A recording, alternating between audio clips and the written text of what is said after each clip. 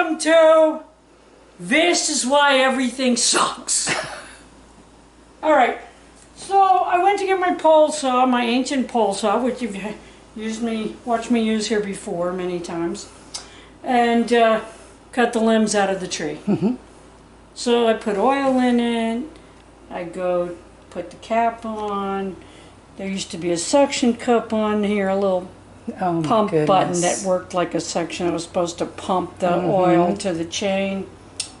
I hit it one time, it fell completely the fuck apart. Of course. Now, okay, so there's a couple of go-to hacks for this. First off, you can take your little cappy thing, run around the house, and see if any of the caps you've kept from other things will actually work.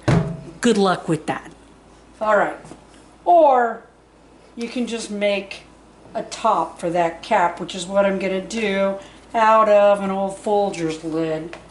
So I've got the freaking washer thing that fell apart, what's left of it, and I'm just going to kind of make a mark on this plastic thing with the knife, if I can. Without cutting your fingers off. Yeah, I know. Worry about the damn I know. thing. It's a girl thing. Why you can't just let me be myself? I know, just cut them off. Yeah, I know. Yeah, but anyway. Okay, so what I'm going to do is I'm going to take that and I'm going to cut it with this here knife. It won't be the right size, by the way. So I'll actually cut it big and then use a pair of scissors to trim it down over and over again until I get it about the right size. Ah.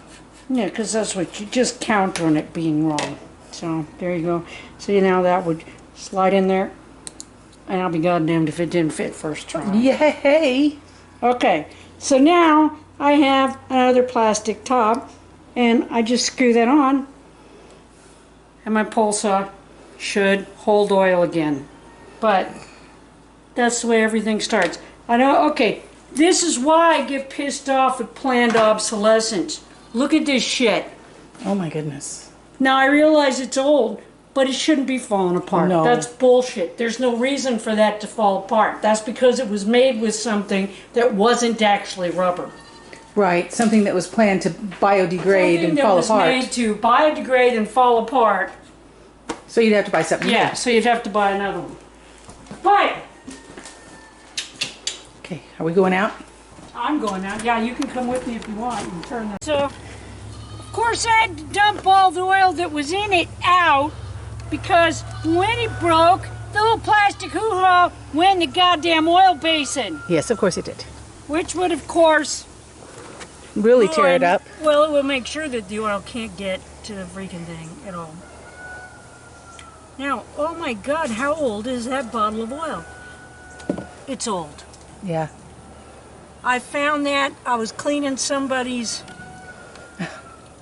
garage and found that it's 5W30 motor oil. Ain't not a lot that can go done with. You can tell looking at it though that it's been setting for God only knows how long. The bottle's ancient. Let me see if it, no, it doesn't say what year. At any rate, it's old, needless to say, but throwing away stuff like that is just stupid. Okay, so you saw yesterday where I built this electric thing. One of the reasons I did that was because, of course, as we've always seen before you can do one thing, you have to do 50 others. Right. Now this is a cord I had in my shop.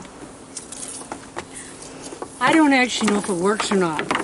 If it doesn't, I'll have to go find one that does. Well, it's not like you don't have some that will, but... Yeah, it's just, well, this one you can see has been fixed 4 billion fucking times. Yeah. I don't know how that happens. With me so careful and all. Yeah. So the pole saw is electric. The pole saw is electric. It's a cheap-ass one that I bought a bazillion years ago that I have done 4 trillion projects with. Let's see if that's actually electrified now or if I've got to go get another one. Oh, the trigger's down here. It works. Okay, so I've got to trim some of these limbs out of this tree. This is not an easy pole saw to use. It's extremely heavy. The ones that have the blade just on the end, oh, those are nice. But I don't have one of those. No, that has an entire saw on the end. Yeah, literally you can take that saw off and use it without the thing. So, but I gotta cut all this shit out of here. Here's one's dead.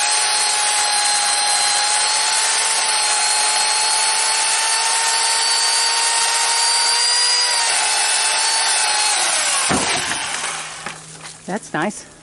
Yeah, it actually knocked that loose. That's lovely. Well, that's why I'm doing it Now? before I fix everything. Yes, exactly. Yeah, I don't want to fucking knock these down and then fix everything and then knock these limbs down, because as you can see, that just popped that board loose Right. because it fell on. But it kept it from falling on you. Yay. Yeah, Yeah. I healed. Yeah. So will that. You'll fix it. But anyway, okay, so that's all I'm doing. So Just cutting and cutting. I don't want you guys to watch because I don't want Lynn to watch because she second guesses me and makes me nervous. Okay, I'll go away. Okay. All right, so I've already cleaned up a bunch of it. Yeah, I know, it was a huge pile. See, looking around,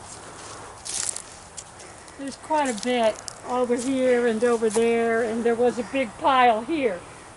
Oh, there's a big pile over there still. Oh, yeah, I've only taken a little bit of that away. Well, I'm doing is any of the leaves that are green, the ones that aren't dead, I'm giving them a goat. Because there's nothing they like better than eating trees. I know.